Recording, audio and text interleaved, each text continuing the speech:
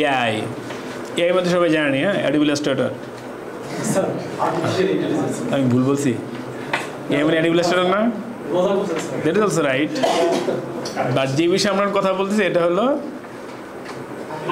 Artificial intelligence, ঠিক আছে? So ChatGPT for apparel professionals অথবা এআই বলতে পারেন, বাট এআইয়ের ভিতরে যেহেতু সবচেয়ে বহুল প্রচলিত ChatGPT, ChatGPT নিয়ে আমি কমনলি কথা বলবো। এর বাইরে আপনারা যা যা দরকার হয় আপনি বিভিন্ন অনেক মডেল আছে আপনারা ব্যবহার করতে পারেন।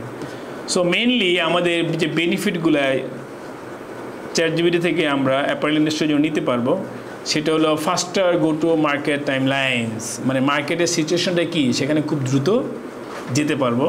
দেন improve decision making with data back insight, মানে যে ইনসাইটগুলো নিয়ে আপনি কাজ করবেন সেগুলো ডাটাটা আপনি এআই থেকে নিতে পারবেন।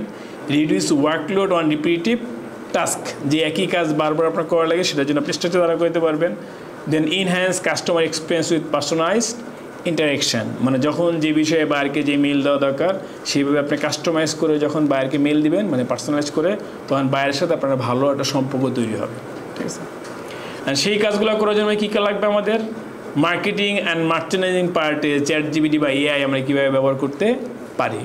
এখন কি হয়, মনে করেন আপনি কোনো একটা প্রোডাক্ট প্রেজেন্টেশন তৈরি করতেছেন, অ্যান্ড সেই প্রোডাক্ট সম্পর্কে ডিসক্রিপশন তৈরি করা দরকার না? হ্যাঁ, অ্যান্ড ডিসক্রিপশন তৈরি করতে গিয়ে দেখবেন আপনার শুধু একটা দুইটা পয়েন্টই মনে আসতেছে, বাকি আর কিছু মনে নাই।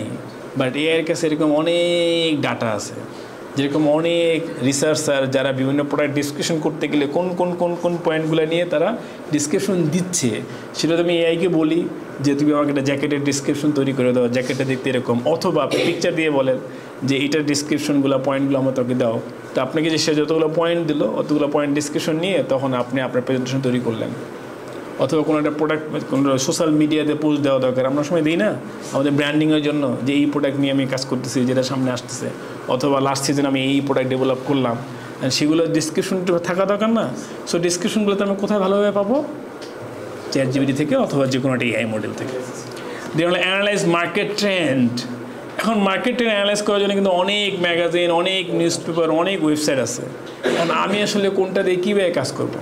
আর সবগুলো মনে করেন আপনি এরকম 10টা নিউজ পেপার 10টা পোর্টাল ঘাটাঘাটি করবেন, কিন্তু 10টার মধ্যে আপনার কোনটা দরকার সেটা খুঁজে বের করতে অনেক টাইম লেগে যাবে না?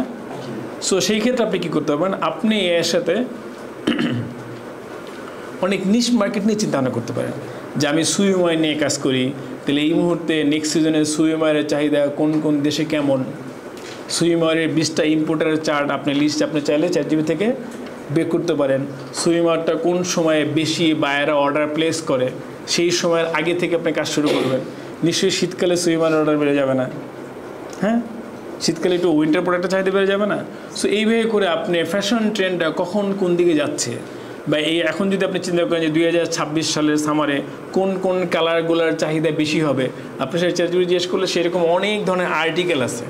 অ্যান্ড সমস্যা হলো আমরা যে কোন পয়েন্ট নিয়ে চিন্তা করব সেইগুলো নিয়ে আসলে কাজ করা লাগবে। প্রবলেম হলো আগে নিজের ইনিশিয়াল আইডিয়া জেনারেট করাটা। হ্যাঁ, সো সেখান থেকে আপনি এবার আইডিয়া জেনারেট করবেন যে কালার নিয়ে যখন কাজ করবেন, বা নতুন নতুন কী কী ধরনের ডিজাইন আসতেছে, নতুন ধরনের কী কী ধরনের টেকনোলজি আসতেছে, সো এই ধরনের বিষয়গুলো নিয়ে আপনি মার্কেট ট্রেন্ড অ্যানালিসিসটা আপনি ChatGPTর সাথে বা যে কোনো এআই মডেলের সাথে করতে পারবেন। দেন হলো assist preparing sales deck. Sales ডেকগুলো আমরা যখন কোনো একটা কিছু বিক্রি করতে যাই সেটা সম্পর্কে যেন প্রচারণা চালাই, সেই সেলস ডেকগুলো প্রিপেয়ার করার জন্য আপনার ChatGPT অনেক হেল্প করে। যেমন বললেন যে আমি আমার কোম্পানির প্রমোশন চালানোর জন্য আমি ফেসবুকে একটা পোস্ট দিব, ঠিক আছে, এই প্রোডাক্ট সম্পর্কে দিব, তাহলে আমার কী কী একটা ডেক তৈরি করা উচিত, একটা মেসেজ বা পোস্ট দেওয়ার জন্য কী কী ইনফরমেশন থাকা দরকার, তখন আপনাকে ChatGPT টোটাল দেখবেন স্ট্রাকচার ওয়েতে আপনি সব দিয়ে দিবে। সেটাকে নিজের মতো করে কাস্টমাইজ করতে পারবেন।